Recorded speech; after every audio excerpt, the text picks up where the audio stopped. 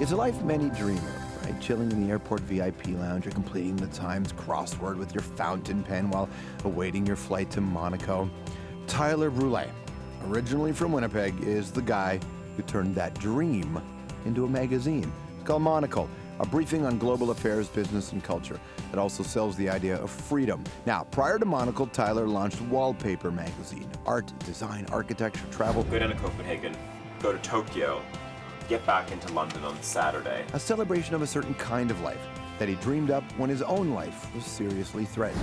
1994, while working as a reporter in Afghanistan, Tyler was shot twice in a sniper attack. I should have been dead.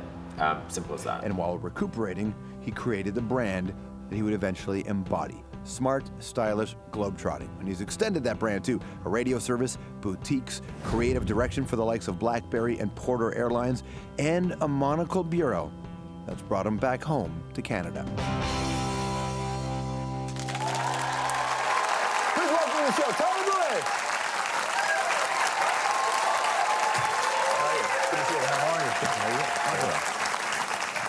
Welcome to the show, sir. Thank you. How's things? Good, very well. Excellent. Congratulations on the new issue. Thank you. Yeah, that's last month's issue. That's the new one right there? That's the new one. It's a hell of a magazine. I'll get to that in a second. Thank you. In the era, this era we talk about, which is the Twitter, the 140 characters, people getting all the information from other places, you found a way to make a magazine that covers lots of stuff, including news of the world, and it's as thick as an entire season of Time magazine. Right. Yeah. What's the process to figure out what the modern consumer wants to do? I mean, this started, it's almost 6 years ago that we actually launched, so we're 5.5 years old now. And we just sort of looked at the landscape all over the world, and we saw this very curious thing happening, that print was trying to ape digital, when print should be doing its own thing. How do you know that? And like the idea of, are you doing studies, are you doing research to figure this out? Is it all gut? It's all gut. Hopefully not a big gut, but yeah, I think a lot of it has to be, go on gut. I do not believe in focus groups on any level.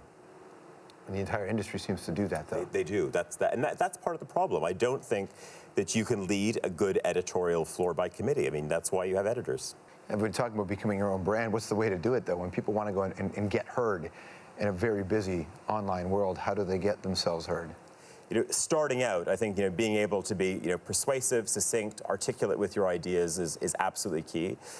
And I think you have to take a few risks. And if I look back at what I was doing in the early '90s, I probably shouldn't have gone to Lebanon. I probably shouldn't have gone to Afghanistan when I went. Yeah, more than once. Yeah, that's a risk. It is a risk. I didn't set out going to Afghanistan looking to come under Mujahideen fire, but. Right. Unfortunately, that happened. I'm really curious about the idea of being operating without fear. Some people who go do this have lots of fear, and some have no fear. Are you one or the other? I have to say, today I'm much more risk averse. Yeah. And you go back to that notion of gut. I think we were at a point in Afghanistan, quite literally, where you were looking down the fork in the road, and we could have gone, right or left. Everyone in the car thought it was fine to go right. I thought we should go left. And in the end, I sort of lost the use of my left hand. So, right. But no, and it was interesting. It was that in that moment, though, I thought I didn't want to sort of look like the weak one in the vehicle. So I sort of went with everyone else. But I just knew it was not the right place to go, and not being sort of overly mystical or spiritual about it. Again, just sort of you get a feeling. Were you a tough kid? Well, I mean, yes and no. I think you have to be tough. I went to about 10 different schools.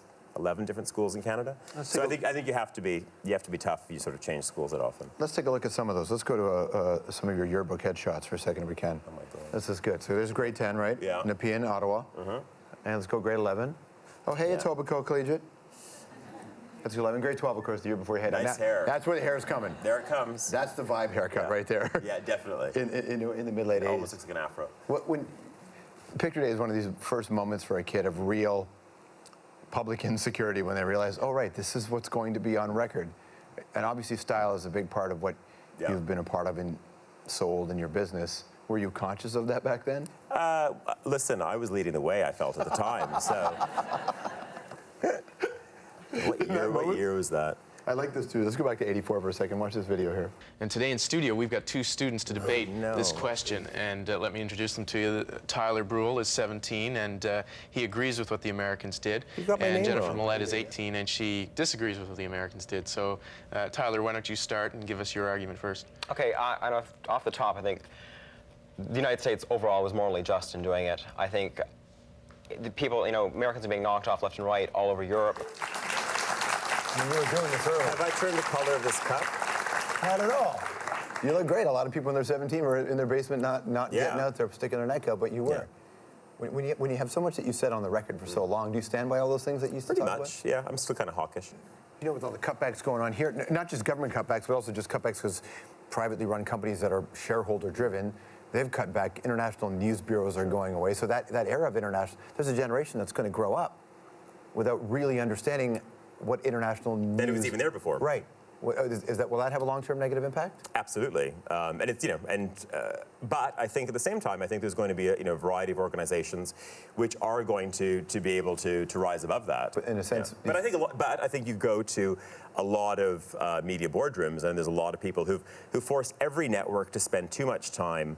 I think we've lost probably a good 8 minutes out of every hour watching a news channel right now because people are asking us to do something. Comment, tweet, go to our Facebook page. Just actually send a correspondent to Somalia, spend that 8 minutes telling us another story. Real pleasure to see you again, man. Good Congratulations on everything. Thank you very much. Tyler Brûlé, everyone. Monocle's got a shop and a bureau here in Toronto, the 5th, and the magazine is one of the most interesting reads you're going to have, and you can find good bags. We'll be right back. Thank you.